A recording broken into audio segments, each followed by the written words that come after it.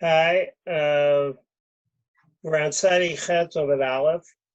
The the the Gemara I think is very interesting Gemara. If you've had a chance to look at it, remember our goal is to sensitize us to the thought patterns that are emerging and emerging in the Gemara regarding kashrut, regarding in this kind of time around regarding beetle, and beetle is a major factor in the various aspects of nullification, or that which is nullified, and how far does one really have to go. Beetle is also a concept in Chassidus and Musar, of which I have nothing to say, except there's already enough beetle. The world is already doing its best to nullify and void every single person on this share. So let's actually fight back against the nullification. This week, Noam is going to be our share giver, take us through the material. I'm around also. I'm also going to be watching the clock, Noam, if I think we might need to move forward. And those who are interested also, we have from the Chevra, we have people for next week. If people are interested in, as you see, doing part of this 1 week or not, or if you're interested in doing it, let us know. Eventually, you're going to end up doing it anyway. So it's good to plunge in at some point. Okay, so enough with that. Noam, what are we dealing with? And I also asked Noam for the for us not to get stuck at the very beginning, at the beginning material, which is fascinating, for him to be able to teach it, review it with us, and I'm sure there'll be questions, but also to move ahead. You understand what I'm saying? You understand. Okay, so Noam, take it away. Hi, everyone. Good afternoon, good evening, good night, wherever you are. So as Rev Landia said, we are sort of going to blow through these first 3 or 4 like mini units, mini sugiot, and then we're going to go on to the meat of, that was an unintentional pun, of today's material. I'm not that funny, so it was totally unintentional. So we're just going to get through it. So just to teach over this first case, it's sort of a holdover from what we are on where it says Hu Kizeta Tarba, so about 15 lines up from the top. This is sort of a continuation from our discussion from last week about whether you can count that which has been absorbed in the walls of the pot to get to your requisite bitul number, whatever that is, presumably shishim, but as we're going to see today, that is not so cut and dry. But the point of this part, this first part, is especially encapsulated in the lines of atu dehetera bala di stura lo bala, is that it's not always so simple to just say, oh, I'm going to assume that permitted in a mixture of permitted and forbidden, in which what I see in front of me is that the minimum, what I see in front of me is that I don't have enough of the permitted to nullify the forbidden. It's not so simple to say, oh, I'm now going to count what's in the walls, because you also have to assume that the prohibited thing that is in front of you also was also admitted into the walls. So if you're working on proportions, the same's going to come out. So if in front of you you've got 55 permitted pieces and 1 forbidden piece, you can't say, oh, I'm going to assume that 5 permitted things were absorbed into the walls of the pot, and then I'm going to count that against the 1 prohibited piece, because you also have to assume that in the meantime, prohibited was also absorbed in the pot, and you have to count that as well. So that's sort of a holdover from last week. So could you give us a line? Could you give us a line on that? Yeah, the important line is the very end of that, like two 4 lines. Atu de hetera bala di sura lo bala. Did the pot only absorb the permitted but not the forbidden? That the assumption is no, of course, it both absorbed the permitted and the forbidden. And since the ratio in front of us is 55-1, if you also count that which was absorbed into the walls, the ratio is gonna retain, and you're gonna be under the shishim limit for nullification. So that is the first part there. Before we move on, does anybody have any comments or questions on that? Joel. I wonder if the part of the whole point of this sugya is this one line, lav hamino lacha lo tizalzel b'shirei derabanan, right? This whole sense here of, right, and because we see all these cases where people seem to be 1 in 47. Translate. Sorry, it's we do not degrade the amounts that are rabbinically prohibited, we're going to see here at some point, right, 60 and 100 might just be derabanan for a lot of cases. This might be a chumrah, but nonetheless, don't treat these lightly. That don't say, oh well, we probably had 60. It's a derabanan. I probably absorbed some, stuff like that. And I think there is a continuation there of a sense of, even if this is a derabanan, it's a pretty weighty idea, and don't just be dismissive and be like, 60-1. It's about that ratio, whatever. Who cares? Kind of idea. So yeah, Joel, I think you're entirely right about that. And there's something amorphous about the number of the required number for bitul. Like halach l'maaseh, we say shishim, but as we're about to see in the Gemara, there are so many other numbers thrown out there. And it's kind of a question as to what is the real number. And when we say real, do we mean deoraita or do we mean derabanan? And if it's derabanan, okay. If it's derabanan for shishi, maybe we can do shloshim or something like that. So it's a great question. So Joel, I'm wondering if you could read us a Rashi, since you made that comment, of the lo tizalzel b'shurei derabanan. Sure. Lo tizalzel b'shurei derabanan. Wait, where? Always, sorry. I'm going. Yeah, I'd say it's about, I don't know, more than a third down the page in the Rashi, but not quite half. Somewhere between there. So right. And Joel, before you run into it, just to remind everyone of the case, it's that someone came before Marbar Rav Ashi about nullifying a half a kazayit's worth of chaylev into a pot of permitted meat within shloshim of that shloshim half volume measures. So it's two halves. Right. It's every time halves. I've looked at the Gemara, I've had to read it 3 times to remember that they're both dealing in half, and not But right. So this is actually chalav, not chaylev this time, right? No, it's chaylev. It's chaylev. It's chaylev. Because it says tarba is chaylev in Aramaic. Yeah, it's chaylev.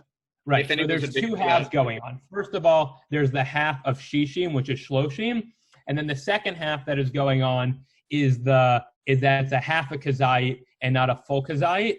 And the assumption here is generally that when we do with shiurim, that the minimum shiur is a kazayit. So there's 2 halves going on.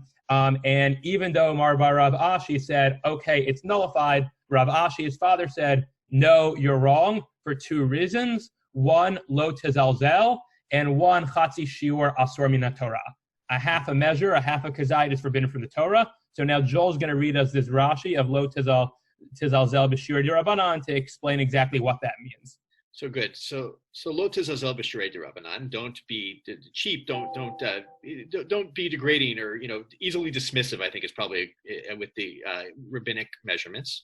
Kilomar afil b'midei la mitzar midoraita lo tizalzel b'shirei. Right. So even for something that is not forbidden from the Torah level, right? Don't be so maybe casual or flippant. There we go with its measurements. I'll change my translation every time. So, which actually I think there's even beyond that. There's an interesting question of what Rashi thinks isn't forbidden deraita. Is it the chatzi shiur? Is it that min b'mino is not asur except for it's birov? Because we know that Min B'Mino later on the Daf and Rashi is going to turn into that B'Mashahu.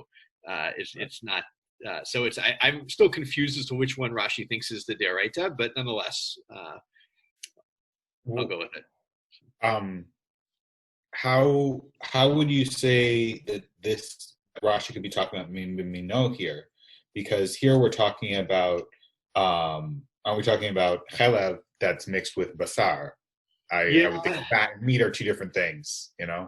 When we get to the first siman of Tarovet in the tour, it's going to be a big question if it's chelev or chalav they're talking about there. But and if it's Min B'Mino or Min She'eino B'Mino.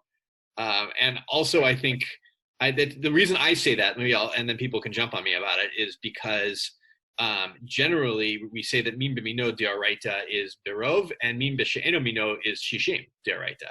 So if chelev, no, but if it's chelev, then it's even then it would be a different min, unless it would be fatty meat. I think we discussed this in the Shulchan Aruch. This is all great. Could I get shot on Rashi, please?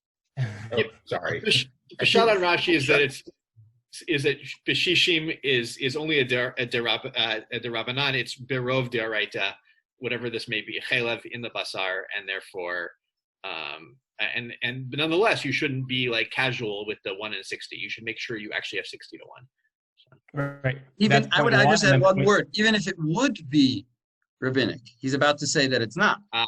Good. Even if it would be rabbinic, which he doesn't think it is, it's still you shouldn't be mezalzel the derabanan. Why is it not rabbinic? It's because we're about to the next section. So Okay. because it's because Hetzi Shir is also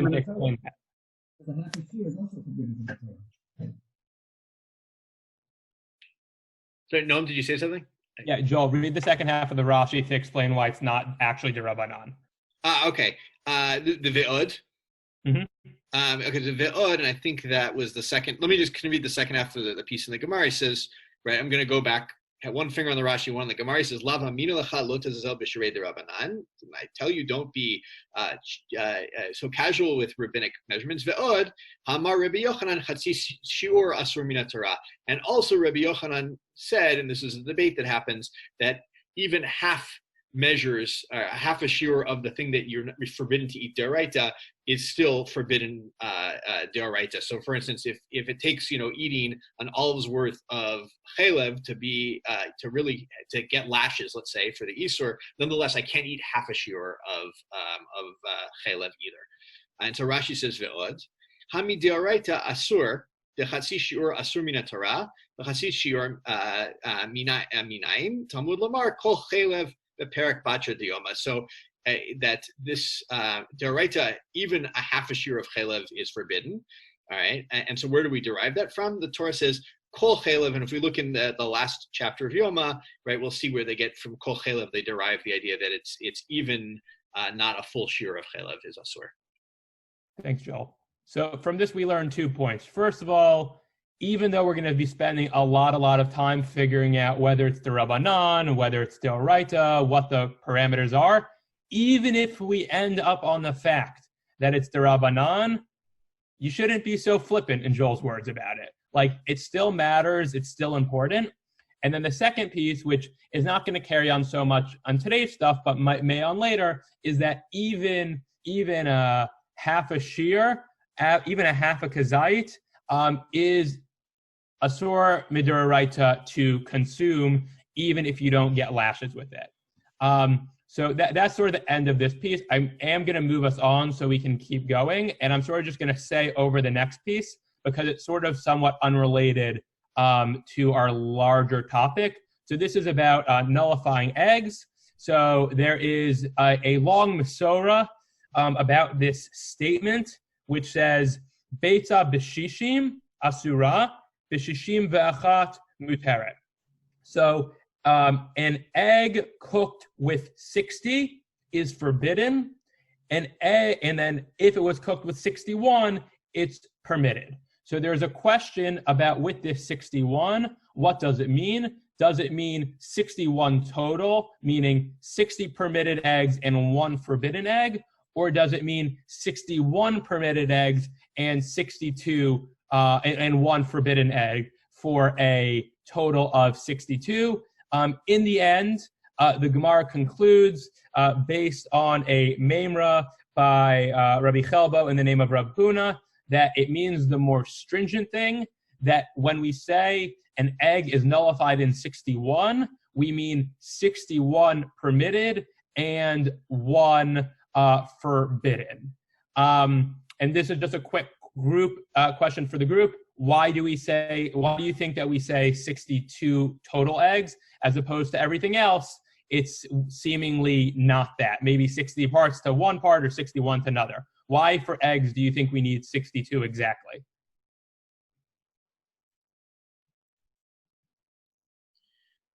I have prior knowledge. Well, if Yavni. Just a guess, because for other things you're measuring weight or volume, whereas for eggs you're counting them potentially, and so therefore if the problematic one happened to be larger than the other ones, then you want to have an extra to make sure. You got it right on the head. Eggs are not the same size. Every egg is going to be a little different, and something tells me you're not going to be measuring every individual egg and then doing shishim ve'echad, shishim or shishim ve'echad against that. So what they say is, add an extra egg sort of for good luck. And if you add all of that together, you'll definitely be over the threshold. Rav Nachum, does that accord with what you were going to say? Yes, it does, except that I still have a problem with it. It's exactly right, except that what does this imply about other things? With meat and others, why can't you measure eggs by their total volume? And this why... is a great question. Let's keep that all in mind. Move ahead. You're right. Okay. I'm watching the clock. Come on. Yeah. Great. So thank you. So before we move into our main thing, who gives the sack at the end? Who's passing for us? Rabbi Chelbo in the name of Rav Huna. Okay. Yeah. So before we go into our Zroa B'Sheila Sugya, we have 3 different anecdotes in which there is some sort of attempt to nullify a mixture, a permitted mixture in less than shishim. And if you look at all the players involved, they are late Tanaim or early Amoraim. And it seems to be, and we can say that explicitly from the Shishim Meya debate that we're going to about to have, is the notion of Shishim was not yet solidified until the late Amoraic period. That everybody sort of didn't get on the bandwagon for that until much later. If you want to see that inside, which we're not going to do now, you can go to look on Rashi on Daf Sadi Zayin Amud Bet, Dibora Matchil Misharinan. Again, Rashi Sadi Zayin Amud Bet, Dibora Matchil Misharinan. We're not going to look at that now. But there's some sort of notion that we didn't get to Shishim like as a full psak halacha for everybody until the end. So that's why you have these debates between late Tanaim and early Amoraim as to exactly what the threshold is. So there's in the first story, we'll just say it over really quickly. Ahu da'ata l'kamei d'Rabban Gamliel bar Rabbi. So someone came before Rabban Gamliel bar Rabbi, and as we're going to read in a second, it seemed that there was 45 permitted parts to 1 forbidden part.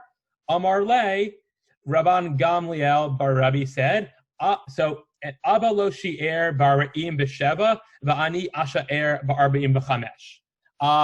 So Rashi has 2 ways of reading this. And this is Dibora Matchil Abba. There's his preferred way of reading it, and then there's his not preferred way of reading it. His not preferred way of reading it is father, referring to Rabbi Yehuda Hanasi, wouldn't nullify in 47, but I will nullify in 45. And that sort of pushes on this amorphous nature of what it means to be batel something. And as Rav Landis, when he and I were learning, he says, there seems to be this notion of you just need to do nullification in a lot, air quotes. Question is, what does a lot mean? And in this case, it's saying, okay, my father wouldn't do 47, but I'll do 45 because I consider 45 to be a lot. So that's Rashi's unpreferred explanation. His preferred explanation is much more flippant. My father wouldn't nullify in 47, and I'm going to nullify in 45? Of course not. That it's the total opposite read, and it's saying, you know what, my father said 47 wasn't a lot, and I'm certainly going to say 45 wasn't a lot. So there's a notion of what's a lot, what's not a lot, and you have two different reads on one line as to what that could be. And before we move on to the last thing, the last anecdote happens with Rabbi Chia, where somebody seemingly gave him shloshim permitted against 1 prohibited. And in that statement, Rabbi Chia seems to indicate that, there isn't even shloshim here, which the Gemara takes to mean, wait, is that to say if there were shloshim here, you would make that nullified? And the Gemara, of course, response says, no, Rabbi Chia was saying in Beguzma, he was saying it as an exaggeration because nobody would believe that shloshim has the ability to nullify. And if we're talking about this notion that we have this amorphous a lot in the air, everybody seems to be, shloshim is a little cutting it too close. We can't really say that that's a lot, and that's why everybody would agree that it's off the table.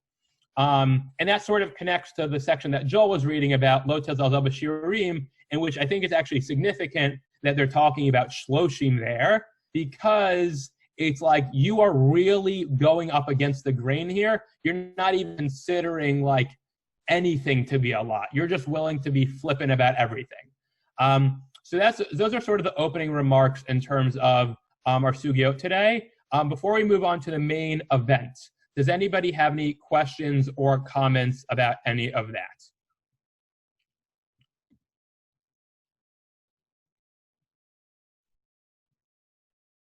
Okay, so we are going to move right along. So can I have a volunteer to read 5 lines up from the bottom of the Gemara, second and last word, Amar Rabbi Chia bar Abba.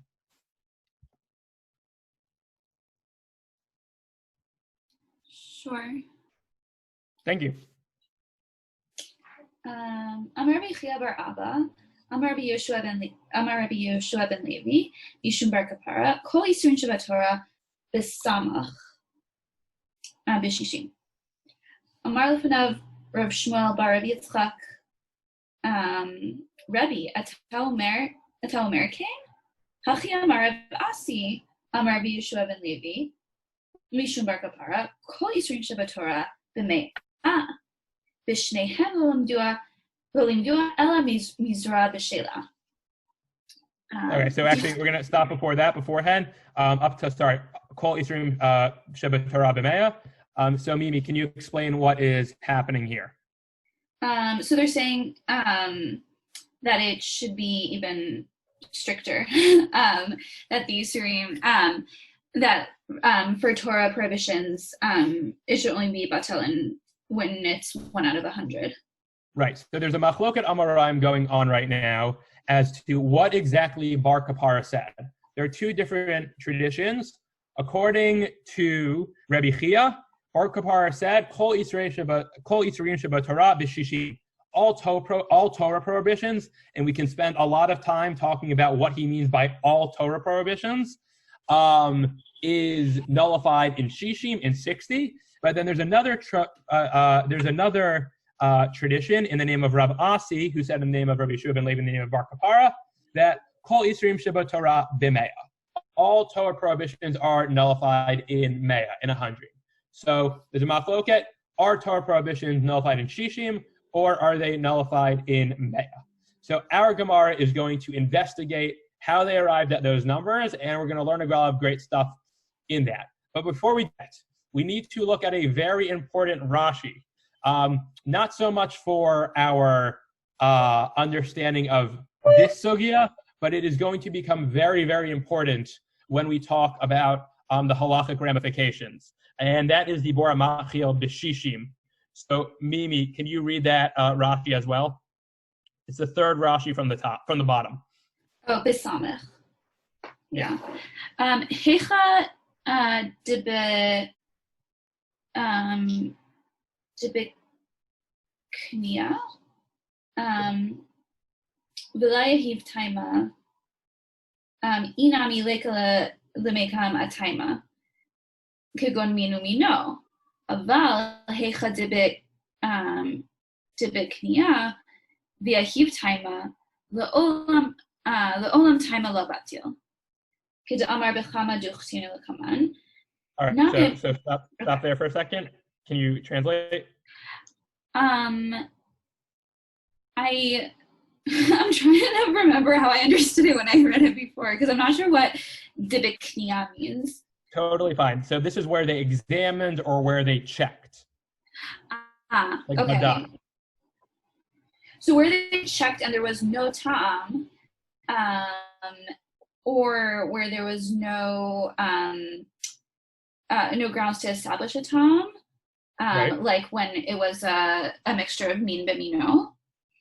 However, for a case when they could check and there is a ta'am, ta'am is never batil. So even if it's 1 out of 60, if it gives a ta'am, you're in trouble. Right. Really important point by Rashi here that batel b'shishim or batel b'meya is not sufficient. There, you need, and we're not going to read the full Rashi here because I do want to move on. So thank you, Mimi. But the point of this Rashi is that according to Rashi's Shita, and this is sort of as him as a posek and less of him as a commentator, is that you need both criteria. A, you need the tom to not to be present, and you can either get that in one of two cases. Either A, it means b'she'eno mino, and somebody was able to taste the difference, and you said, oh, there's no tom here, and then on top of that, you need shishim. Or if it's a case of min b'mino, where it's impossible to check, you need shishim on top of that. But if you do the taste, let's say it's min b'she'eno mino, you taste the tom, even if it's in 60 parts, too bad, it's still not nullified, because according to Rashi, shishim only works when you have no tom present. So for him, he needs both criteria, and it's a very machmir position, because as we're going to see as we continue learning more sugyot and more of the halacha, other poskim, other rishonim don't hold this stringent view that you need both, and sometimes one is good and sometimes the other is good, but not both. Yeah, Rav Nachum. Yeah, what do you think in the Gemara promotes this opinion? In other words, why does Rashi feel that this is the right way to understand the Gemara? Right, because he's not just bringing this out of thin air. Right, and as I take issue with you saying he's just being a posek, I think he is explaining the Gemara, and there's something in the Gemara that actually he's answering kasha that we actually had. Does anybody else have any thoughts? I would think it could be connected to what we said last week, that the batel b'shishim is sort of the last-ditch effort. It's the catch-all when nothing else works. But the preference is first to taste, and second preference is with the non-Jewish cook. And then, but here Rashi is requiring us to. Right, but here Rashi is saying that you need 60 even when you don't taste it.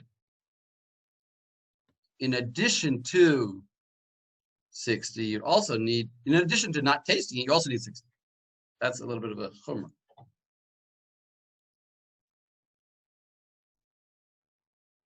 If you don't taste anything, and yet you need 60, I think he's coming to explain the fact that the statement, kol isurin batel b'shishim.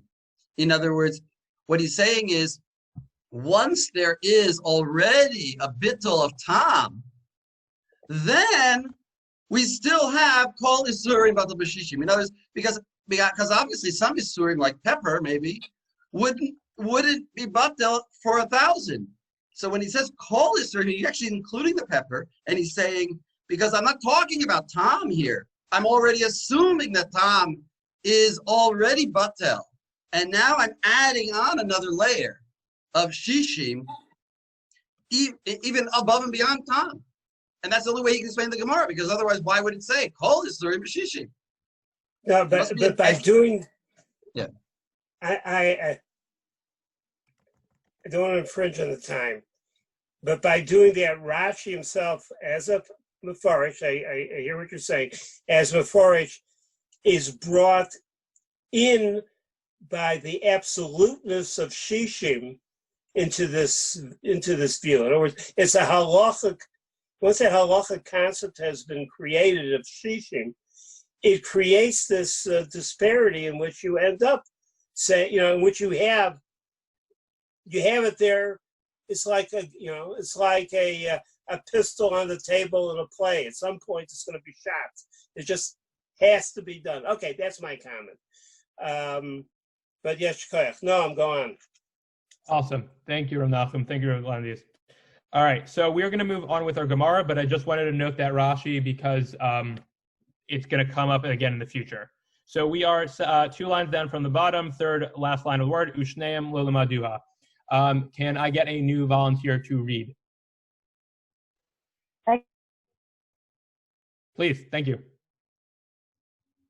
I can do it. Thank you.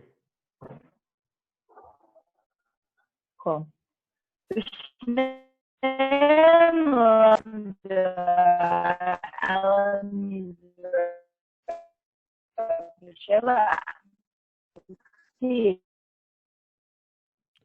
Lexi, I think your connection might be not great. Sorry. All right. Sorry about that, Lexi. Anyone else want to read?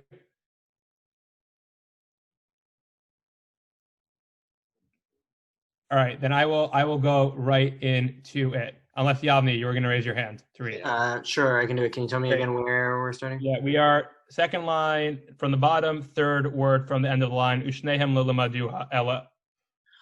ושניהם לא למדו אלא מזרוע בשלה, דכתיב ולקח הכהן את הזרוע בשלה וגומר, ותניא בשלה אין בשלה אלא שלמה. Should I keep going or explain that? Yeah, explain it there. And so they're both of these opinions they're learning from this pasuk that's talking about the Kohen taking the zroa b'shela, and it's based on it's going to be based on an estimation of within an animal what the ratio is of the zroa to the shela. Did I get that right?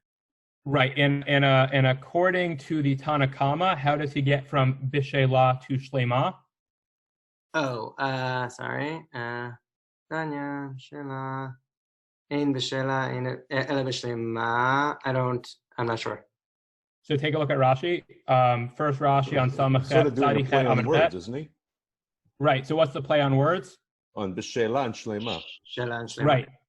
Right. So if we look at Rashi, ein b'shela ela shlema, lo nitparesh be'ezel lashon. So Rashi, it takes it more than sort of play on words, but it is that. It's like b'shela in some unspecified language means shalema.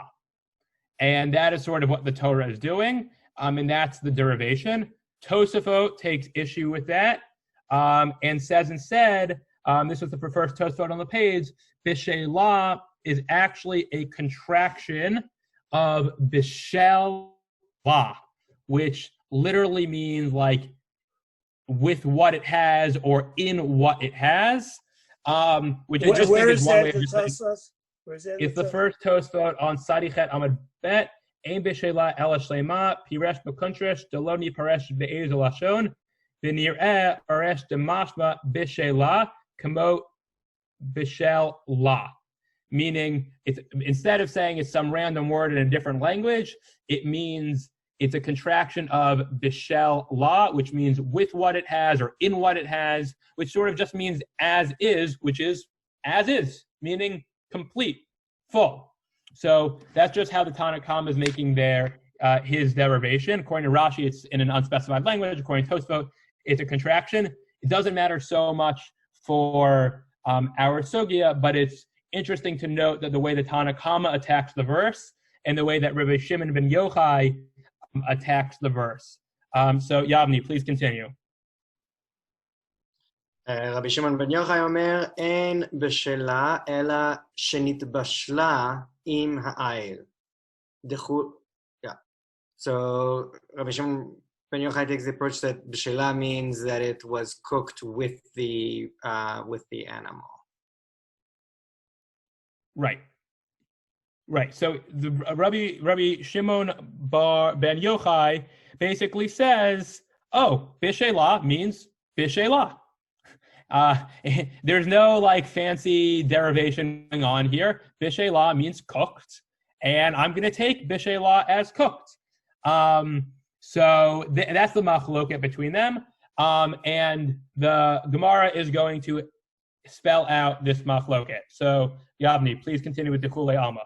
Dechule Alma behade ayl mevashel la, mar savar mechatech la, והדר מבשל לה, ומר סבר מבשל לה, והדר מחתך לה. So the machloket is that one thinks that, sorry, I'm not entirely sure. It's that first you cut it and then you cook it, versus first you cook it and then you cut it up. Exactly right. So that is the first one. The Gemara says Marsavar and Marsavar, so you kind of have to figure out which means what. This is Machloket Rashi and Tosfot. It's not so important for our sogya, but just so you know, Rashi says that in the first version, the first Mar is the Tanakama, and then the second Mar is Rabbi Shimon. Tosfot says the opposite. The first Mar is Rabbi Shimon, and the second Mar is the Tanakama. So look at that dispute at your leisure. But as Yavni said, the first Tana holds that you first cut off the zroa and then you cook it together, presumably in the same pot. And then the second Tana, Rabbi Shimon, holds that you cook it together in the same pot and only then cut it off. So that's one version of the dispute. Yavni, can you read the second version of the dispute? Sure. Alternatively, Dechule Alma mechatech la v'hadar mevashel la. Mihu. So both agree that first you cut off the zoa and then you cook it. Mihu mar savar behade ayl mevashel la, umar savar bekedera acheret mevashel la. So one argues that once you've cut it off, you cook them together in the same pot, and one argues that you cook them separately. Right, thank you. So in this version of the dispute, it's undisputed that the first Mar is Rabbi Shimon, and then the second Mar is the Tanakama. Because as we're about to read, that is important. So Yavni, please continue. Lelishne kama aliba de divrei hakol. Lelishna batra aliba de Rabbi Shimon ben Yochai. Aliba de Rabbi Shimon ben Yochai. So according to the first read, the first read suits both of them, whereas the second read only suits Rabbi Shimon ben Yochai. Great. So the dispute between Rabbi Chia and Rav Asi about whether it's Shishim or Mea has to be understood in the context of either the first version of the dispute, according to both the Tanakama and Rabbi Shimon, and the second version of the dispute only according to Rabbi Shimon, because what all three of those opinions hold is that the zroa is cooked with the ayil, and we're going to say why that is significant in a moment. So Yavni, finish us up with these next couple lines. מאן דאמר בשישים סבר בשר ועצמות, בהדה בשר ועצמות משערינן. והבה לי בשישים. מאן דאמר במאה סבר בשר בהדה בשר משערינן. והבה לי במאה. Thank you. Right. And so I guess, yeah. Go ahead and explain. Sorry, what did you say? Go ahead and explain, please. Oh, I think what it's saying is that the disagreement between the original disagreement about whether it's 60 or 100 is based on whether we're counting the bones and the rest of the animal, or whether we're just counting the meat in whether we're calculating 100 or 60, something like that. Right. Yeah, that's exactly right. So to understand this and then sort of to understand the rest of the Gemara, we have to ask ourselves, how exactly are they are thinking about this case? Why is it that the Zroa B'Shelah is cooked, it is a paradigm for Shishim or Mea? So can somebody please, if you can, explain what exactly the biblical mandate is for cooking this Zroa B'Shelah, and then how both Amoraim are using that as the paradigm. Joel, go ahead, please. Unless someone else wants to do it, I'm happy to. The general idea is that the Kohen gets the Zroa, so that's Kodshim, and the rest is Shlamim, is that it's eaten by the Nazir who brought this Korban.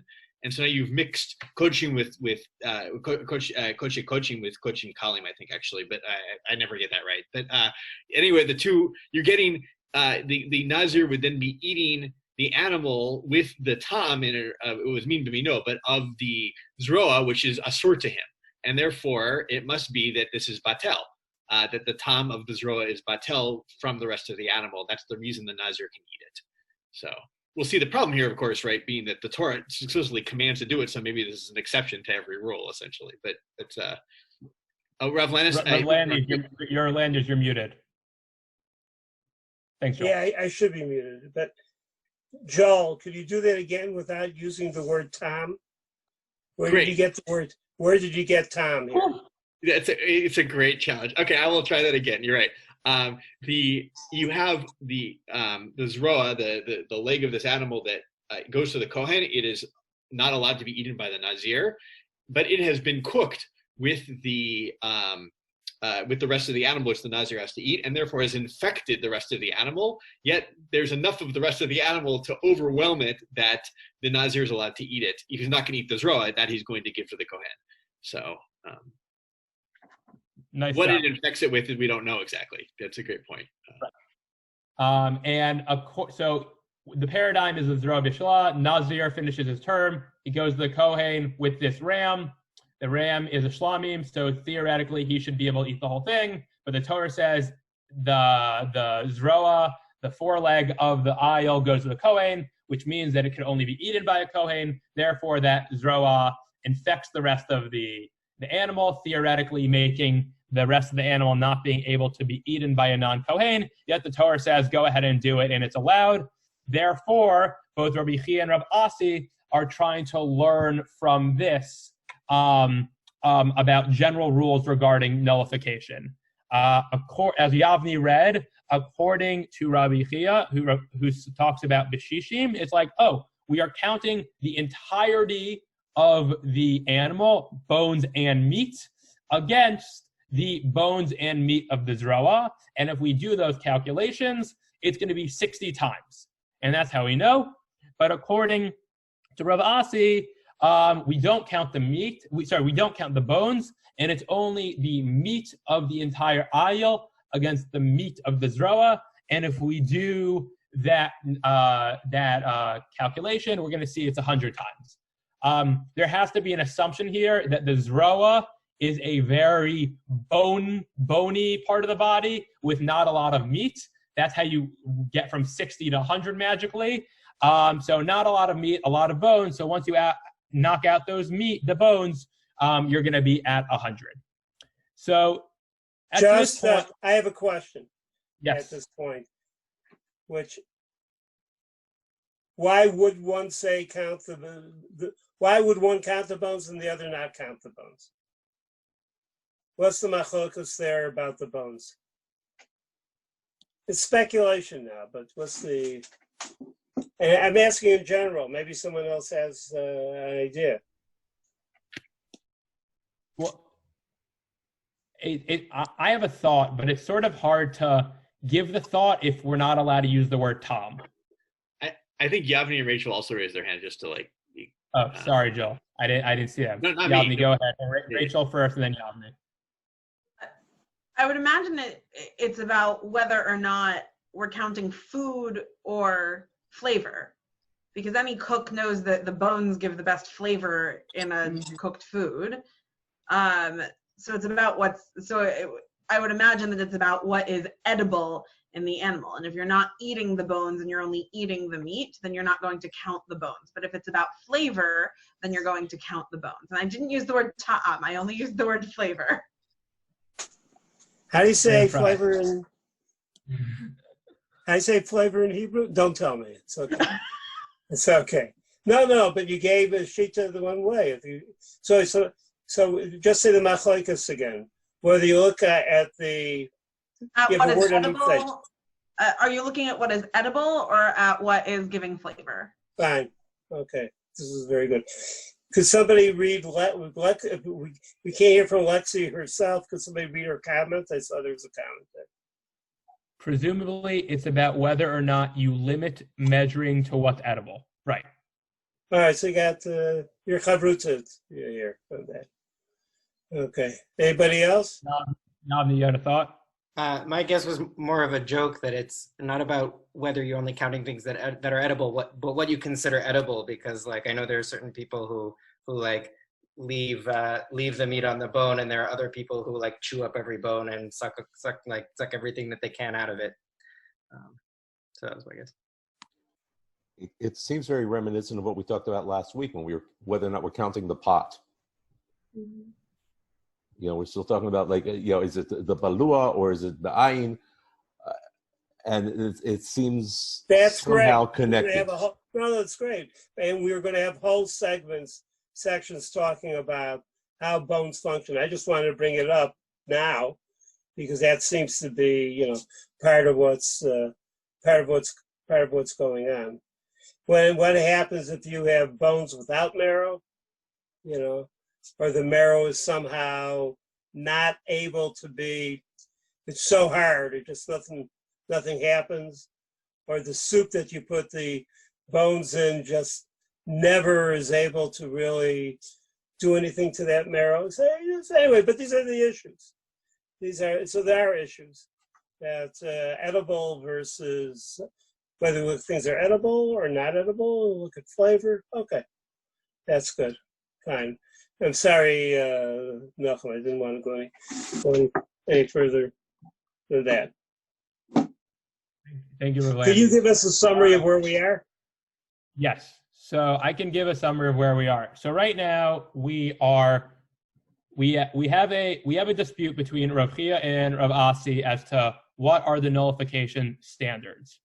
Rav Chia says shishim, and Rav Asi says mea.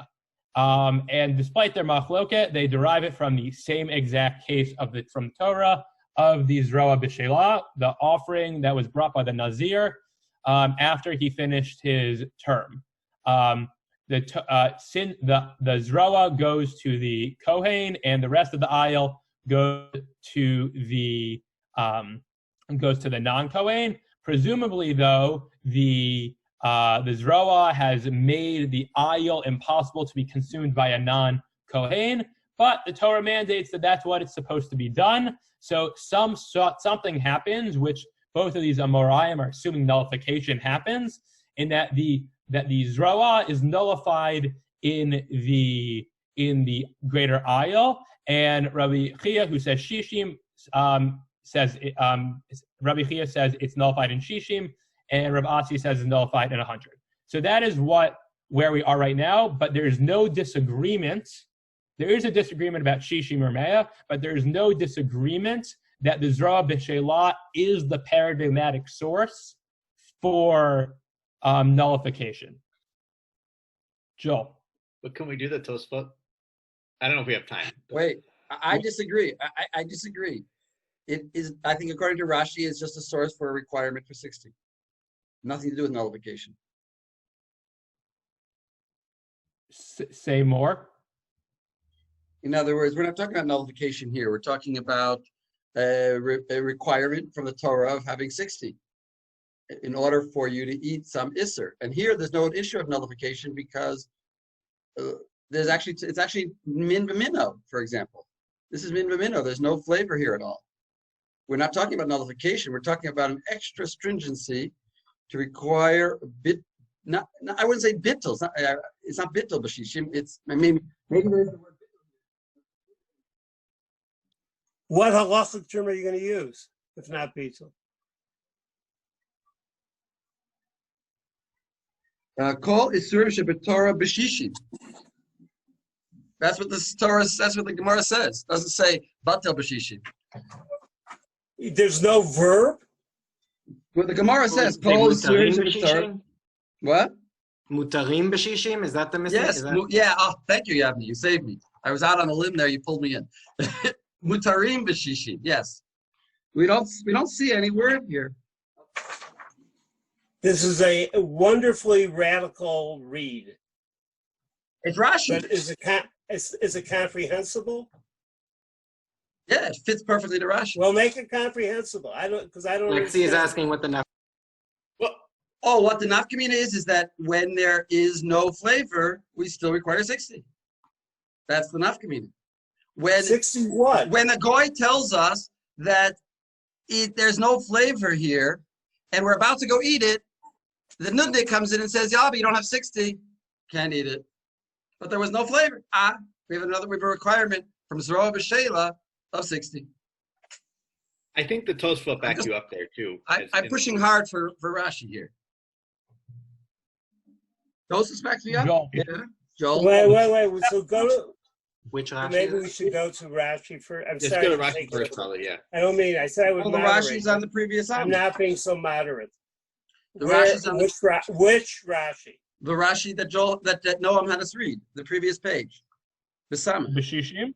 B'shishim. Hecha debat kinan v'lo yahiv tam. That's when you need 60. When we checked it and there was no flavor, that's when you need 60. 60 is not an issue of you need flavor. 60 for beetle. No, you need when there's already bittul because there's no flavor. But what Then do you you need call 60. it? What do you call what happens now that you have Heter. 60? Just that it's mutter? Yes, just that it's mutter. And may I ask, in this world, why do we need 60? It's a gezeres hakasuv. So you're saying now, gotta play your shita. It's a gezeres hakasuv of Zroa B'Sheila, and it has no meaning. There's no reason for it. There's no reason for it. Yeah, and Zroa B'Sheila, yeah, as Lexi actually pointed out last week, Zroa B'Sheila is min b'mino. For sure there's no meaning to it, because for sure there's no flavor here. Zroa B'Sheila is the very self-same sheep being cooked together with itself. What two flavors do you have here? I'll tell you two of the flavor. It's a Tom, I hate to say it, but we're gonna get Tom Caldahu. No, but I'm saying what other flavor is involved? There's only one flavor. This sheep flavor. It seems to me like Rav Landy's objection to the word tam is equivalent to Rav Nachum's objection to the word bitul. Huh? I've been around this guy for a long time, so I'd like to know what our machlokes is. Explain that again. Yeah. It seemed to me like when you were saying don't use the word tam, it's similar to what when Rav Nachum was saying don't use the word nullification or bitul. Okay. All right. But Rav Nachum is using the word bitul as an experiential thing, whereas Rav Landis is using the word bitul as a halachic category imperative. Well, unless it had a difference be'ayin, right? Because this is a case where, like, you can see the Zroa is there. I guess you remove it eventually, but Yeah, you removed it. Yeah, but there's right. We're worried about particles, maybe some kind of particles. I mean, it's similar to the idea of bittul, but it's not bittul of tam. It's bittul of mamashut. Because there's no, right? It doesn't make sense. Use the word so that is beetle. I mean, wait! You just said that. Oh, now I'm happy. It is called beetle. Okay, but you got to throw in the word mamashus. Maybe not beetle of Tom Gomer. We're going to get to there, but it certainly is it's beetle of something. I mean, we want to read that in there. The word bittul does not appear, but yes, we would like to put bittul in as an explanation. Well, I'm going to you know, tell the you. most the most. We're not done with our Rashis. Go I'm ahead. also curious how We're far not we done with the take. Rashis. Nachum, I'm not Nachum, excuse me, Noam. What do you want to do now? We could take a Well, break. I want to hear Rachel's comment, and then I want to hear Joel's comment. Then we're going to take a couple-minute break before we go into this really important Braita. Okay. This might lead us too far astray. I'm also curious how far we take min b'mino, and I fully admit that I don't know enough about what sheep tastes like. But in other cuts of meat, like I can taste the difference between dark meat and light meat, right? A chicken leg does not taste the same as a chicken breast, and I can tell that probably blindfolded. I've never tested that. Right, so how far do we take min b'mino? Are we just looking at like lamb compared to lamb or chicken compared to chicken? Or are we actually looking at the cut of meat, and could we say that the zroa b'shela is not min b'mino compared to the rest of the lamb? At the end of the day, it all tastes like chicken. Thank you, Joel. My father is smiling right now. Okay. I mean, sorry. Rav Nachum, you're muted. There. Bear in mind that he's supposed to be muted right now because Noam called on. no, I'm responding to. It's like in those. Joel. It's like in those presidential candidate debates. She mentioned my name, so you know. Right. I'm responding. My response is just that there's other sheep there. In other words, there's other legs there. It's not just the leg against the white meat. It's the leg against other legs and white meat and everything. It's one leg against the whole rest of the animal. But okay. That's shot. Okay. Joel, I think we're about to take issue with the fact that I said they're deriving it d'oraita. So go ahead. Yeah, I just want to read the Tosfot. It's the one. We're going to get to it later, but go for it now. Okay, it's the fourth Tosfot on Samachet Amud Bet Uman de Amar B'Shishim Savar Basar V'Atzamot V'Chulei. Right, the one who says that it's B'Shishim is counting the bones. Right, that's not even. But here's the thing. It says Lav Drasha Gemurahi Lemelaf Mina Linyan Min B'Sheino Mino the Tamki Kar Deoraita. Right, this isn't a full drasha that you can say like that you can derive that Deoraita Tam is like Ikar and it's therefore 1 in 60 for Min B'Sheino Mino.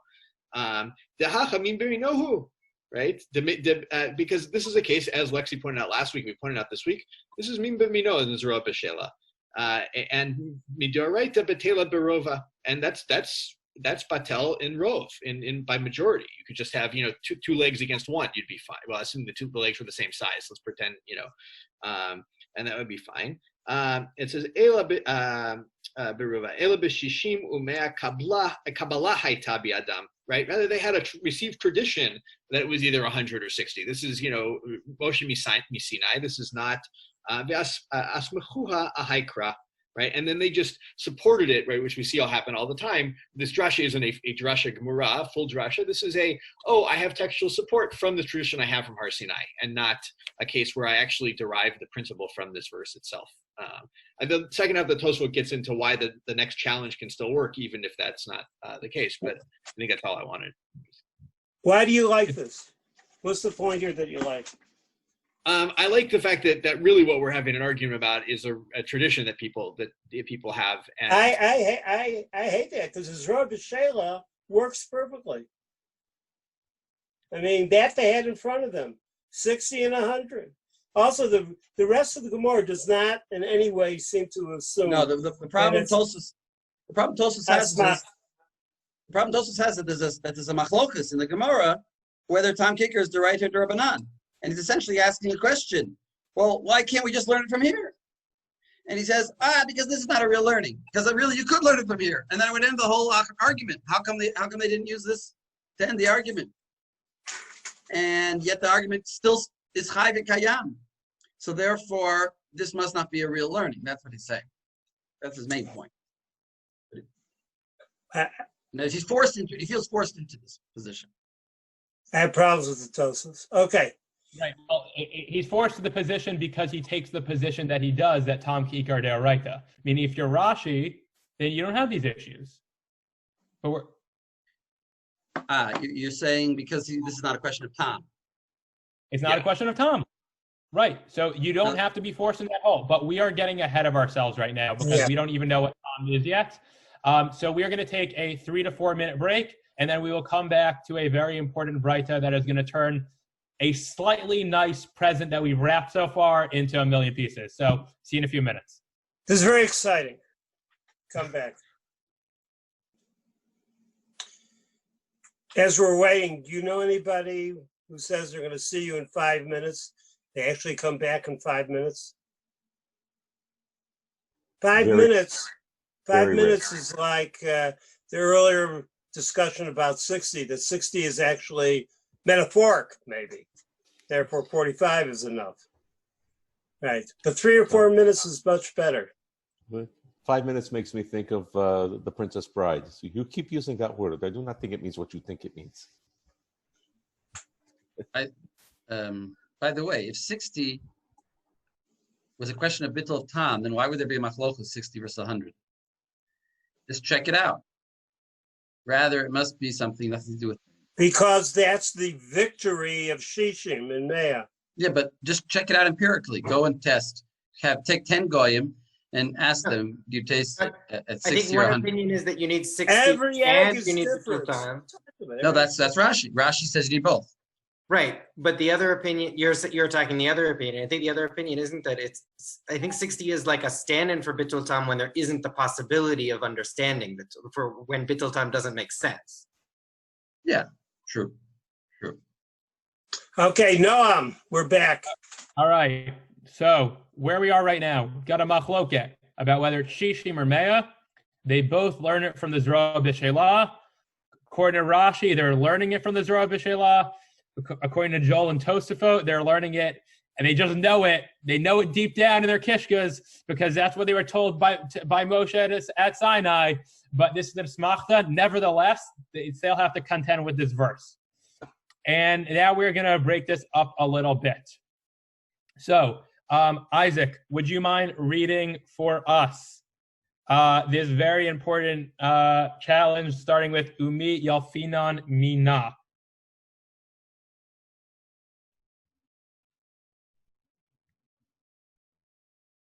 You're muted.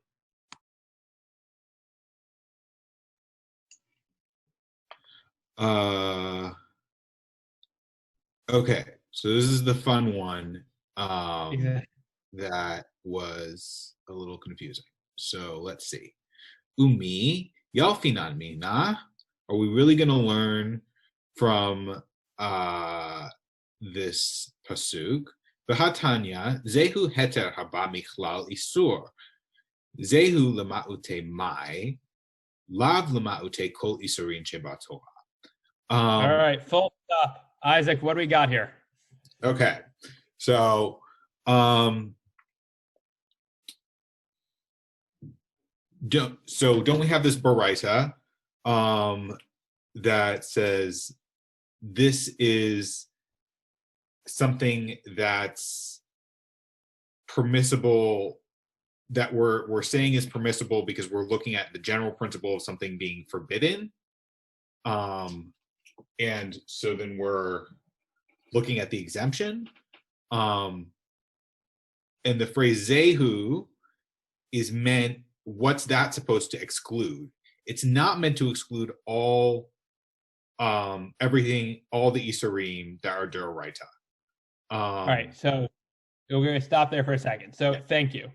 So we have this really short 5 words that messes everything up. Zehu heter haba miklal isor. This permit that comes from the general rules of isor. So what we have to do first is figure out what the zehu is and what the miklal isor is. So before we take a look at Rashi, can somebody tell me what the zehu is and what the miklal isor is?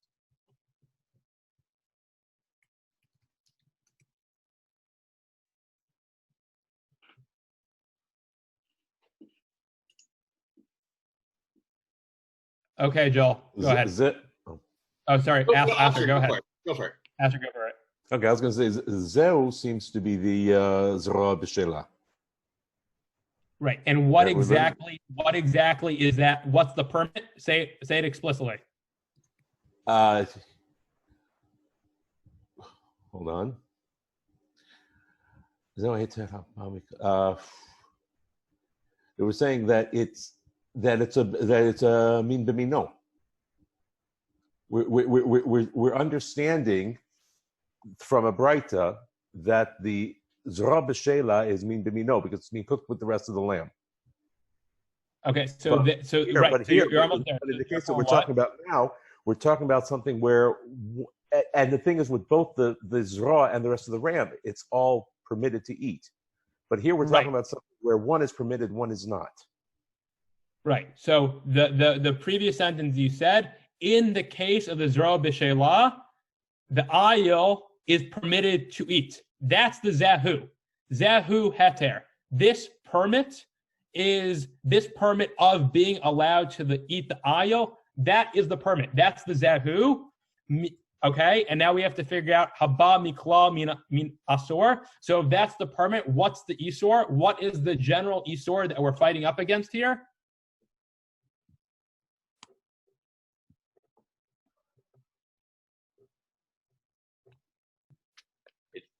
That you're permitted at 60 to 1 or 100 to 1. That's the isor? Yeah, the isur is you can't eat something that's cooked with something. You can't cook something that's asur that's cooked with something that's mutar. Right. Forgetting shishim and mea, just in general. Yeah. Right. Mm-hmm. That's the isur. We know that you can't eat a forbidden mixture to each other, but zehu, this heter of the zra b'shela teaches that it is this, only this. That's what the Drash the Gemara is doing on this Braita. In some ways, it's kind of weird. It doesn't happen infrequently, but the Gemara is sort of giving like pasuk status to this Braita by saying we really need to indicate what does this zehu mean. And the assumption of our current understanding is zehu, this permit of being able to eat the ayil despite it being cooked with the zroa, is the only permit that exists in the entire world of Isor. And that's what the Gemara is saying here. Zehu lema'ute mai. What are we excluding here when we say only this? Lav lema'ute kol isurin shebetorah. Is it not coming to exclude all the other Isurs in the Torah? Which is another way of saying only the zroa b'shela, only the ayil that is cooked with the zroa is permitted. All other mixtures is forbidden. That is where we are right now. And if we say that, it means that Rabbi Chia and Rabbi Asi cannot derive from the pasuk of Zora B'Shelah because the Torah, based on this Braita, is only saying it is this alone that is a permit. Everything else in the world is out. So we can't learn Shim from that. We can't learn Mea from that because it only applies to this one case. Everything else is different. And that is what the Gemara is doing right now. Any questions or comments? Because it's a really important point to get before we see what the answer is. Could you maybe explain again what is the Isur? Right. Andre. So the Isur is you can't eat forbidden mixtures, right? That's the general rule. And without any other information, you would assume, as the Gemara does right now, that all other mixtures are forbidden. There's no batel, there's no bitul, there's no shishim, there's mea. We're sort of stuck. If you have a forbidden your mixture, you're out. The Amoraim that we saw above wanted to say, oh, you know what? But we have this pasuk of the Zra B'Shelah. And from this we know that in the same way that it's permitted there, we can say that the same rules that apply with the Zra B'Shelah of shishim or mea can also apply to the other Isurim and say that they can be permitted or shishim b'mea. But this Braita is saying right here that zehu, only the Zra B'Shelah is only that case is permitted. Everything else, the normal rules of Ta'arovet apply, and the normal rules are there is no nullification. Does that make sense? Perfect, great. Awesome. All right. Any other questions or comments? Okay. Oh, sorry, Avni, go ahead. This may be going off track, but the way I'm just realizing that there's a distance. The way I thought batel b'shishim works is that the thing gets mixed in, and then you can eat the mixture. Whereas in this case, we're talking about something where you take the zloa gets separated out, but still there was some mixing. So I don't know why we're measuring the batel b'shishim, but that might be off track and not yeah. Yeah, I can't answer that question. So if Rav Landis, you want to take that. Rava is going to answer that question. Until there, Rava will say that. Rava's going to say, I have Yavni's question, so I'm going to give a different answer. Okay. Okay. Thank you. Awesome. Okay, so now we have our problem. Seemingly, the pasuk cannot be used to derive shishim or mea. So Isaac, can you continue with the first answer by Abaye? You're muted right now. Computer good. Okay. Amar Abaye, la nitracha elad Rabbi Yehuda, the Amar min b'mino la betel. Kama shemalan dachacha betel v'ligmar mine. Gali rachamana v'lakach midam hapar u'midam hasi'ir. Okay, I have a cat. Sorry. All right, so you had two steps that happened. So first of all, how does Abaye get out of the problem? So Abaye says that the only reason we taught that at all was to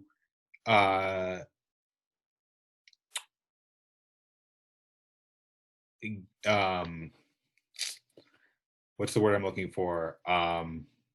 Was to smooth over what Rabbi Yehuda said, because Rabbi Yehuda said min b'mino is never batel. So we learn that here it is batel. You would think these two types of meat together, like it's all meat. It can't be batel. But in this case, it is batel. Great. And we learn. Great. Yeah, that's great. So, but say it like Noam. But in this case, hey, Isaac, out there, yes, the Goyim in Seattle, say it Jewishly.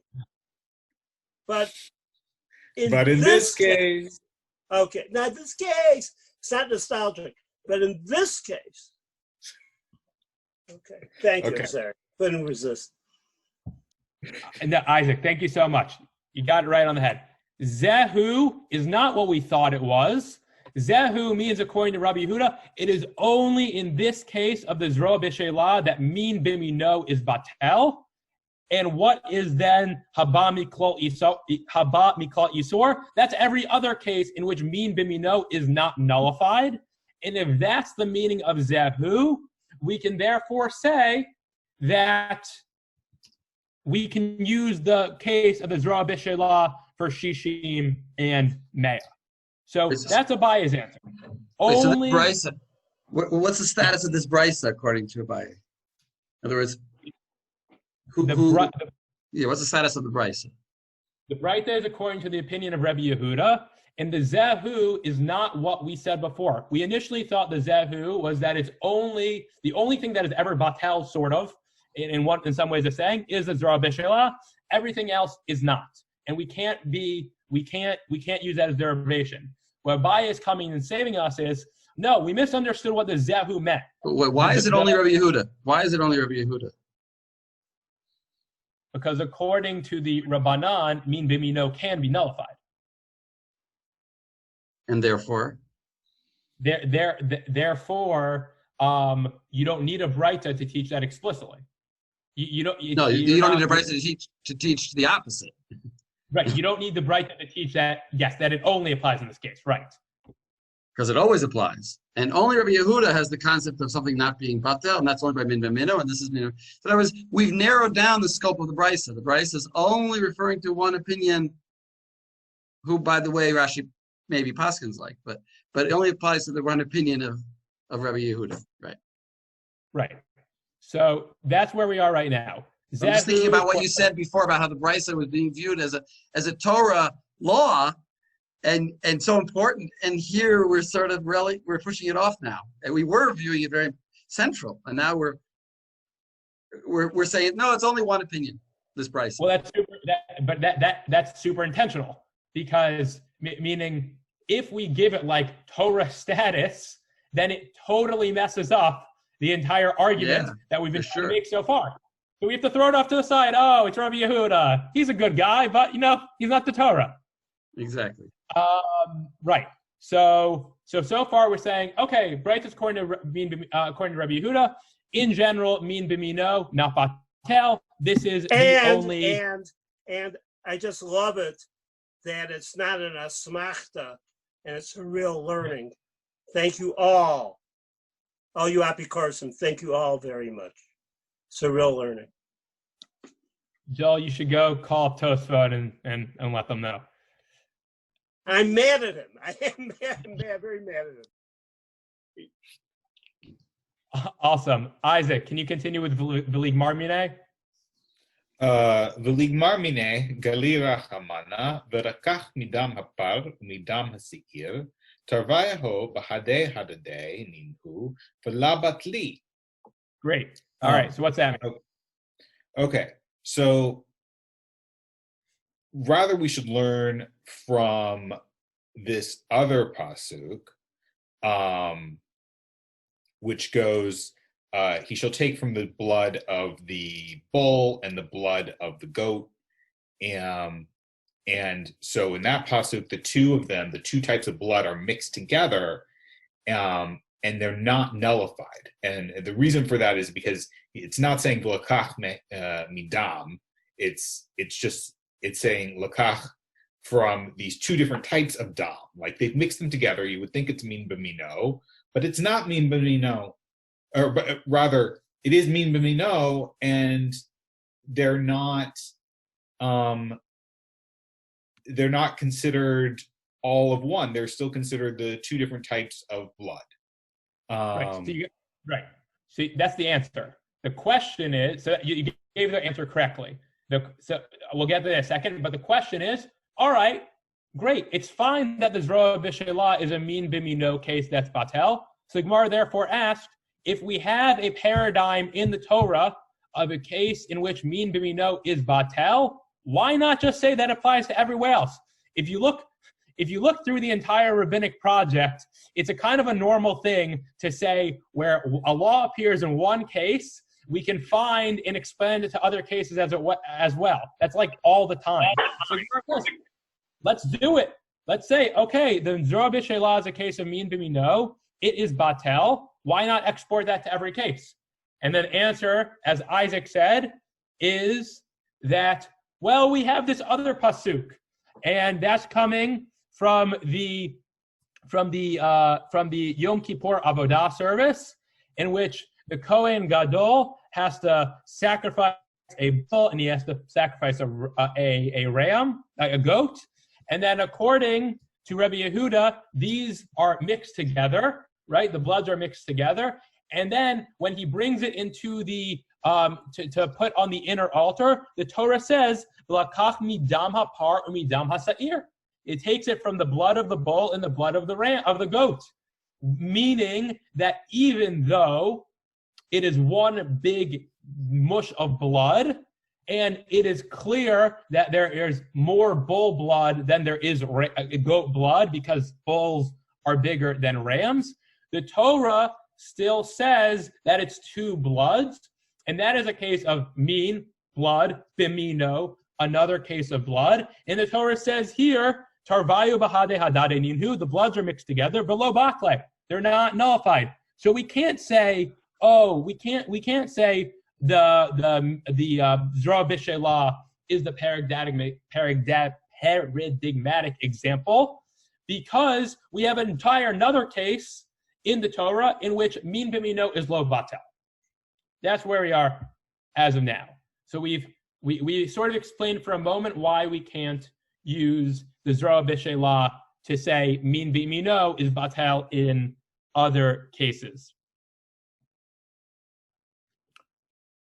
Isaac, can you read the next question and answer? All right. Umay chazit degam le mehaich ligmar mehai. All right, are you going to learn it from that? No, let's learn it from this other thing. Chidush hu. Umay chidush lagam linan. It's a chiddush. This is like a one-of-a-kind situation.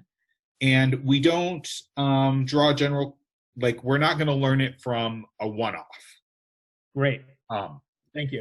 So the Gemara asks, okay, great. We've got two examples here.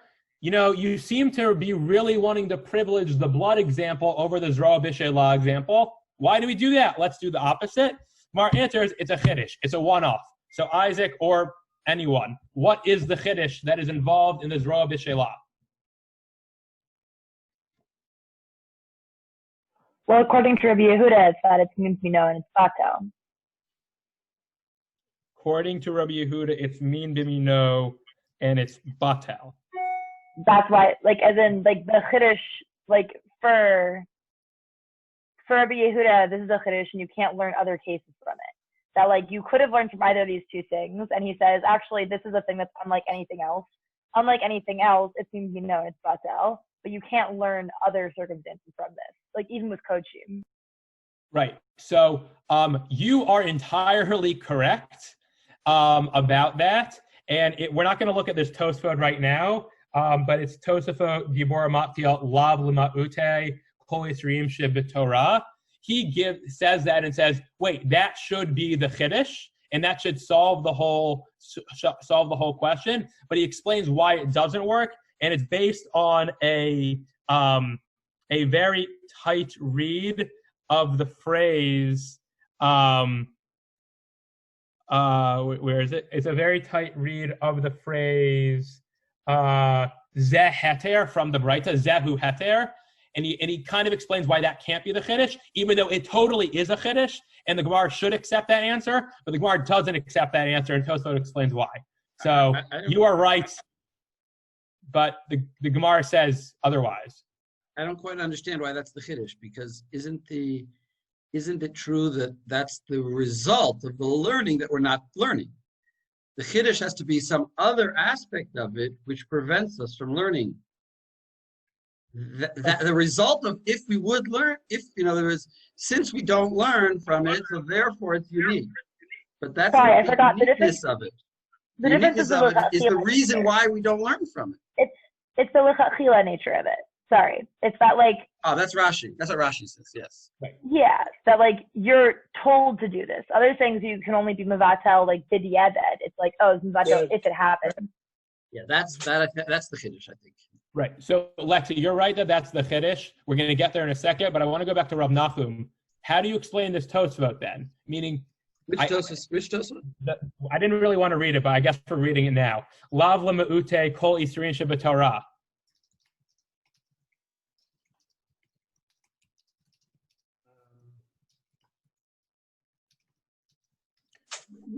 With that question of this little. I don't think it's relevant. Yeah. I don't think that Tosfot is so relevant, but maybe it is. Joel, you want to say something? Sorry, Rav. No, I was going to say I think the Tosfot is saying that you can't read that as the first case, right? That we could have. Why didn't the Gemara just answer in the first place, right? That not that there's a chiddush, but to say this is the one case where you're lechatchila allowed to do it, and they say no, we're talking about cases of permissibility in achila is what the Braita is really talking about, which is a b'diavad case, like the thing is ready to be eaten essentially, right? It's already cooked. Can you eat it or not? Not a question. Can you do it? Can you cook it? Right. So. Right. Yeah. No. Right. I mean, he's dealing with a different question. I don't think he's trying to explain what the chiddush is there. I'd like to emphasize the chiddush that you said, and Alexi said, that here the chatchila, I say chatchila, that chatchila you're supposed to do it, which means there's nowhere else. We have a principle. We don't go and be mevatel and Easter. And here, not only do we allow it, right, as was said, but we go out and we're mevatel and Easter. We cook it together. That is so out of line with whatever out of line of any other type of consequence. And of course, you can't learn anything from there. Right. Thank you for getting us back on track, Orlandis. So, Lexi, thank you for sharing us the Chiddush. L'chachila, you're allowed to do the Zroa B'Sheila, and it's l'chachila because the Torah tells you to do it. Great. It's not l'chachila you're allowed, l'chachila you must. Yeah, you're commanded to. Yeah, great. But we don't learn from a Chiddush. Great, so that's where we are. Isaac, can you finish off Abaye with these next 10-ish words? 11, 12? Okay. Ihachi leme'av v'shishim nami la ligmar.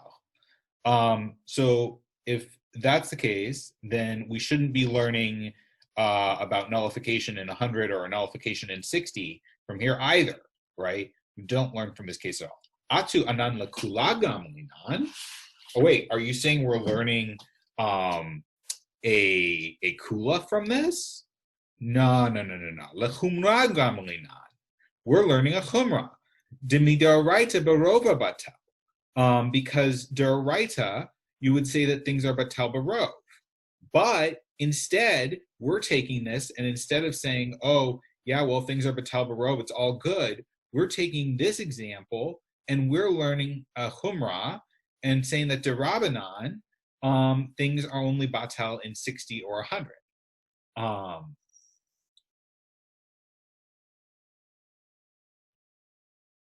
That's great. Yeah, you said it. Thank you. So, this is a major move here. Like, this is a major move in the sugya here. That yes, it is true that it is a chiddush, and generally we don't learn from chidushim.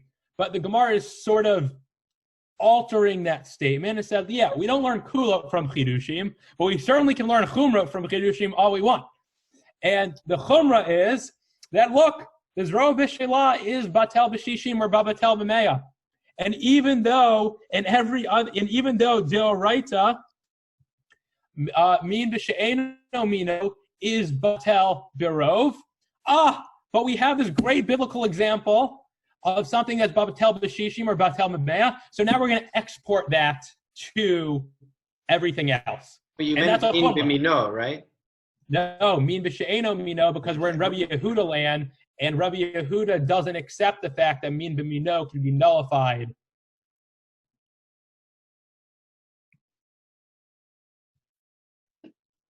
It seems that we're taking the case of the Zroa B'Sheila, even though it's clearly a case of min b'mino, and exporting it to the normal case of min b'she'eno, because it can't be min b'mino, because Rabbi Yehuda says min b'mino lo batel. Okay. Well, I noticed that we said here derabanan. We added a word derabanan. Right, I did. Sorry. Well, right. Is well, that so correct? this is actually not okay. Yes. I added that, and unconsciously I sided with Tosfot there. If we look at Rashi, Dibor Machil Demoraita, he says, Klomar ilav behai gamrinan umashfinan bitil tam kishar bitulei doraita beruva havale bitulei kedichtiv achrei rabim laotot. So that is to say, if it weren't for this derivation, we would have equated it to bitul tam, the nullification of taste, like all other biblical, like in all other Torah cases, that is batel berov, based on the verse achrei rabim laotot, after the majority to incline. So, but now that we have this drasha, limud, what would the din be? But now that we have this limud, it has to be shishim or meya, right? From the Torah rabbinically, doraita. According to Rashi, deoraita. And I actually think that Rashi has something to say here, because the Gemara does use the word gamrinan, right? And we generally use gamrinan when we're actually deriving something biblical from the Torah. So Rashi actually does have legs to stand on. And you are right, Rav Nachum. When I was explaining before, I tipped my hand and sided like Tosafot accidentally, because in Tosafot, Dibora. Well, it's the more straightforward reading. Oh, no, it's the more straightforward reading. Rashi it's a Klomar Rashi. When Rashi writes the word Klomar there, he's telling you, don't read it like it sounds. He's reinterpreting. Noam, get to Rava now. One line of summary, get to Rava. Fine. Okay, look at the Tosfot Mond Amar to see that he thinks it's a smachta and rabbinic. All right, moving on to Rava. So, just to reorient ourselves, we had this problematic Breita beforehand, Zehu heter haba miklal isor, which, now we're forgetting Abaya for a second, which the Gemara initially thought to take. Zehu, this case of the Zroa B'Shelah, is the only case in which bitul happens, as opposed to every other case in which bitul doesn't happen. Therefore, we can't derive the Zroa B'Shelah from the to export its Shishim or Meah rules to everything else. That is the problematic Breita. Abaye gave his answer. Rava is going to give a different answer. So Rachel, can you give us the honor of reading us the Rava stuff? We're just going to go to the end of the Amud and then go to Rashi Tosfot. Rava Amar, Lo nitracha ela l'ta'am ke'ikar, debekodshin asur, kamash malan, dahacha shari. So Rava said, we only need this to teach ta'am ke'ikar in kodshin. Sorry, I'm not as prepared as I would like to be.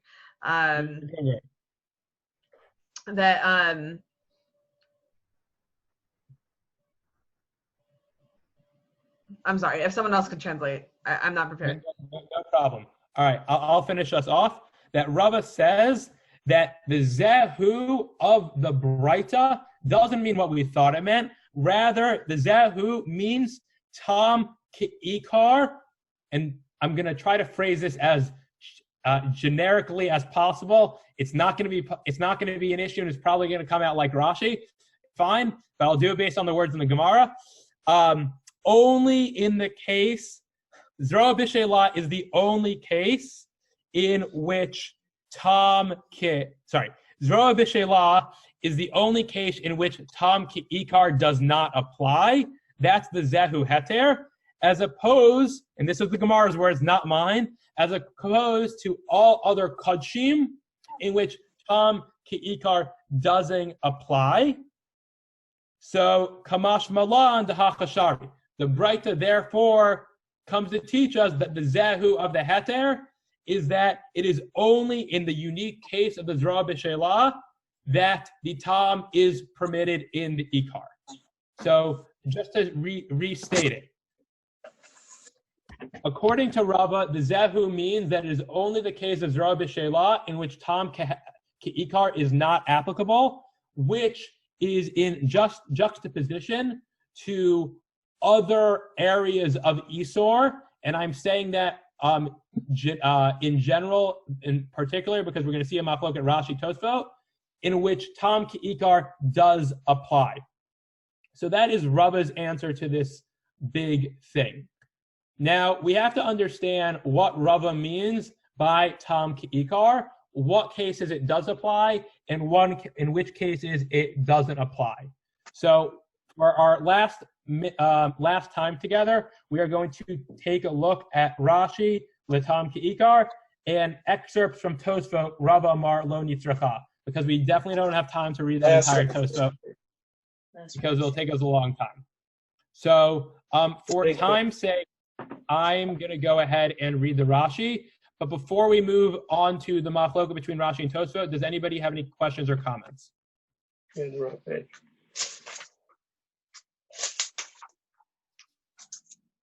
Okay, so we're going to take a look at this Rashi L'Tam Ke'ikar. All right. Noten Tam Kimlan de Asor Bekodashim Ke'ikar mamasho shel isor. V'la milta katane zehu lema'ute sha'ar kodashim. All right. Abal chulin shaper gamina mine lemea b'shishim tehakim lan macharei rabim latot tebatle beruba. So,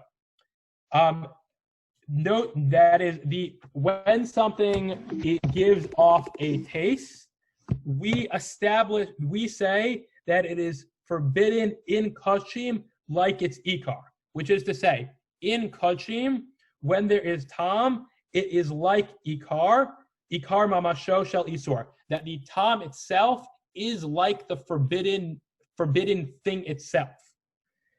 And we don't say with regard to that which was taught of zehu to exclude other kachim, meaning that other kachim we do apply the rule of tam ki ikar. It's only the zroa b'shelah that we don't apply tam ki ikar. And this is the crucial point. Right. Sorry. Go ahead.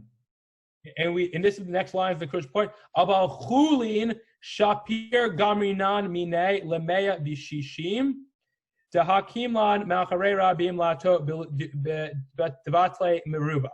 But with regard to chulin, it is fine to say meya, and that you can derive meya and shishim, because we generally only need rov, as we learn from the pasuk. V'yalfanin mahacha lahachmir, because we learn only here to be stringently. Delo libatel ella b'shishim v'meya, that it's only nullified in shishim or meya. And this is the important line. The Rava late tam ki ikar bechulin. But Rava does not hold that tam ki ikar applies to chulin. So what that is to say is, when Rava says that the heter of zroa b'shelah means that tam ki ikar doesn't apply to it, that is only in juxtaposition to other kachim in which tam ki ikar applies. However, according to Rashi, according to Rava, according to Rashi, tam ki ikar does not apply to chulin deoraita. Okay? And I'm going to continue in Rashi. Kidemafaresh va'azil midoraita beruba batil el midaraban. Because biblically, for a chulin mixture, it would be batel in rov, but the Rabbanan, and here I'm going to actually read from Shita Mikubetza because it's much clearer. Ella midarabanan ba'inan shishim v'hachi nami shaminan. But with regard to rabbinically, we do apply shishim and meya to chulin, which means that tam ki ikar, according to Rashi, is for chulin is only derabanan, because biblically it can be nullified in rov. So that's the bit. Yeah, Joel, go ahead. I want to make sure I understand this, Rashi. I think he's saying something like, we know from the Torah in the one case where they allowed tam kikar was not the case in kodshim, that they allowed nullification in 1 in 60, or let's say 160 for the moment. Therefore, since we know that tam kikar is not also deraita for chulin, right? If we're going to apply a chumrah on it, let's apply the chumrah we had of for the one case in kodshim that acts like chulin, essentially. Yes, exactly. It's taking, in some ways, it's taking the leniencies of Zroa B'Shelah in that it is not, tam ki ikar does not apply, brings it over to chulin, but you can't just pick and choose which parts of the Zroa B'Shelah you're going to bring over. Yes, you can bring over the leniencies of that tam ki ikar doesn't apply, but you also have to bring the chumrah that shishim barov does apply, which is exactly in line with Rashi's understanding that we saw above hand, that it's a deoraita requirement. So again, Rashi, as you said earlier, they import the entire mechanism to chulin in which they didn't have to, but they decided to do so. And that becomes everything. You said it. So Tom Ki'ikar, according to Rashi, Dirabanan. Before we look into Tosfot, I just want to read a couple more lines of Rashi because Tosfot is going to address those directly. V'hachi nami shaminan le Rabbi Yochanan b'Masechet Avodah Zarah. And we also learned this from Rabbi Yochanan, as Rabbi Yochanan said in Avodah Zarah, Kol sheta'amo v'lo mamasho ein lo kin alav. Anything that of its taste, but not its actual substance, we don't lash him. So that's one proof that Tom Ki'ikar is not Deoraita. V'ha di'alfinan le b'psachim, and also derived from psachim, min nazir and mishrat, from the case of nazir and mishrat. And this is just to give you the pasuk. It's Bamidbar Perek Vav pasuk Gimel, which prohibits a nazir from eating something that was steeped in grape products as well. So you would assume it prohibits eating from If you have grapes in like a water dish, you can't just eat that water because it was steeped. That's the mishrat. So minazir mishrat liten tam ki'ikar. So seemingly that pasuk would say tam ki'ikar deoraita because the Torah prohibits eating from a nazir eating something that was steeped in grapes. Sfira lahu amarai batre dasmachta ba'almahu. The later Amoraim just say, nope, that's not a true Torah derivation. That's just an asmachta ba'alma, meaning it's the Rabbanan. So what Rashi does is he took these other Gemarot in which, according to Rabbi Yochanan, it seems Tam Ki'ikar derabanan, that's easy. And this other Gemara, using a pasuk from the Torah about Mishrat, that Tam Ki'ikar deraita, but he says it's only asmachta. Bottom line, Rashi thinks Tam Ki'ikar derabanan. Does anybody have any questions or comments on Rashi's opinion?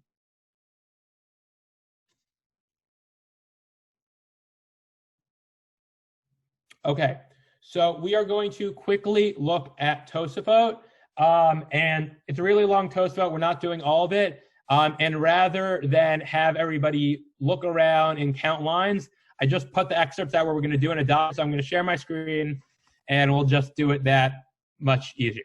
I think it's this one. All right, can everybody see this? I can see it. Great. So let me zoom in a little. Okay, so these are the few lines we're going to be doing from Tosfot. So Perush b'kuntris d'zehu lema'ute shar kodashim aval chulin shapir yalfinan mine lemea v'shishim d'mederaita bata bedrov v'yalfinan mehacha lachachmir d'lo libatel el b'mea v'shishim. So this should say mashma. Sorry, folks. So this is basically just a restatement of Rashi. Rashi explains that zehu comes to exclude other kachim, in which Tam Ki'ikar does apply, about chulin, but with regard to chulin, it's totally fine to derive mea and shishim from it, because deoraita, they're batel barov, but we can derive a machmir position that they're only batel b'shishim u'b'mea. So again, restatement, Rashi, derabanan. All right, so now Tosfot is going to do a little drash on Rashi. Mashma, and this is based on an edit of Shita Mikobetzet. Mashma, derotze lomar, de tam ki'ikar, de kamar, lav tam gamorhu, ella kam koldehu amar. So based on Rashi, it implies that the tam ki'ikar that we're talking about in the sugya is not actually tam gamor, that you can actually taste it. Rather, we're dealing with tam koldehu, something a little bit of taste. Think of it as like the tam particles that are sort of around in the dish, but not the taste itself. And I think the reason that Tosfot makes his derivation from Rashi, because if it were tam gamor, you couldn't easily say, oh, it's batel barov, or it's just the rabbanan, because the tam is actually there. You can't just ignore the tam there. So Tosfot is making a derivation from Rashi, saying he doesn't mean that, he means Tam Koldehu. So this is Rashi's take on Tosfot. So Tosfot takes Rashi to task a few lines down, and he says later, V'nir'eh lefaresh dahacha ayre betam gamor debekochim asor mikra dechatat v'hu hadin debechulin asor mikra demishrat ela nakat kochim mishum dizro b'shela dehabe kochim kai. Totally different reading of the sugya. And it appears to say that here we're actually talking about Tam Gamor. You can actually taste it. That with regard to Kodshim, the Torah forbade it from the pasuk regarding the Chatat.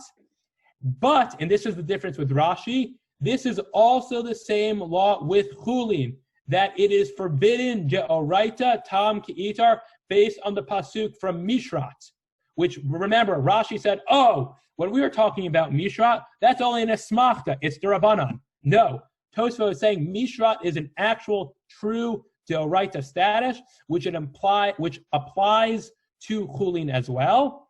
And as for the fact that the Gemara uses the word Kodshim, which would indicate to us that it only applies to Kodshim and not Chulin, they only use that because that's what we're talking about.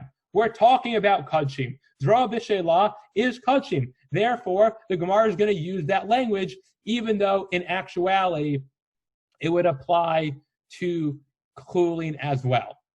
And we're going to read one more line of the Tosfot because this sort of goes against what Rashi says. Rashi said that Rabbi Yochanan agreed that Tam Ki'ikar is the Rabbanan.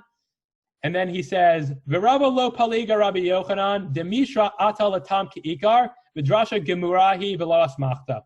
That Rabbi doesn't disagree with Rabbi Yochanan, that the Mishra verse is the one that says Tam Ki'ikar. Rather, that's also a Torah derivation, and it's not an asmachta. So basically, this all goes, to say that according to Tosfot, Tam Ki'ikar is Deoraita. As according to Rashi, Tam Ki'ikar is Derabanan. And we have a comment from Lexi in which she says, Tosfot in Isur Veheter seem really invested in making chilukim.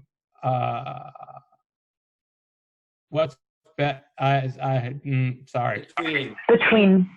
Sorry, I don't use English stuff. Between subtle taste and unsubtle taste in a way that the Gemara doesn't seem to. Right, I am with you on that. And because it seems that the Tam Gamor versus the Tam Koldehu distinction seems very artificial. Because if you're already sort of saying that if you're already talking about Tam and Mamash as different categories, it seems interesting to then make a derivation, a split between Tam Gamor and Tam Koldehu. And I think the reason that Tosfot might do that is because if Tosfot is assuming Tamo Kimamasho Deoraita, then there's sort of a room on the second level to then make a distinction between Tam, because you haven't already made that first distinction. That's just my thought. Thank you, Lexi. Anybody have any questions on Tam Ki'ikar Deoraita or according to Tosfot, or Tam Ki'ikar Derabanan according to Rashi? Feel free to unmute yourself and speak.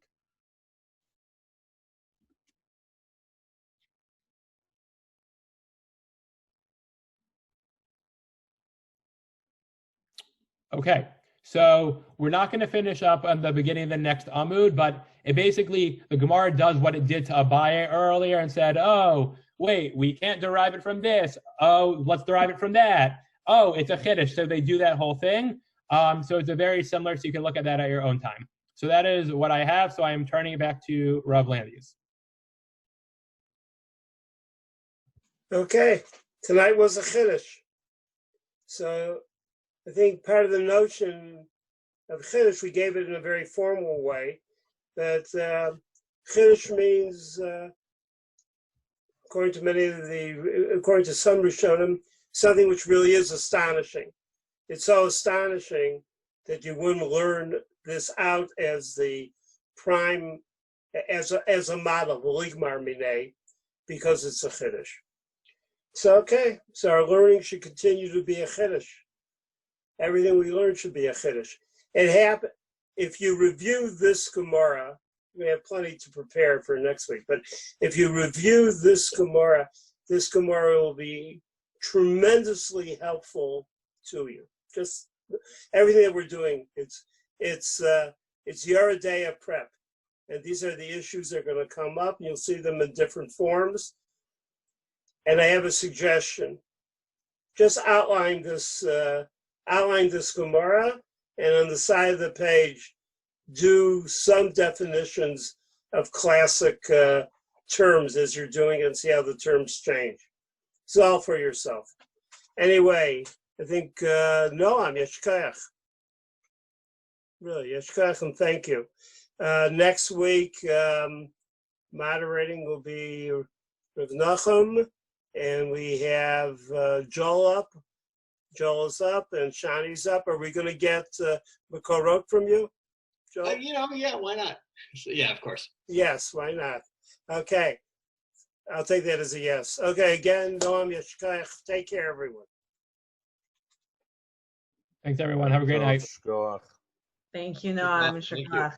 Yeah. Erg nou. Bye.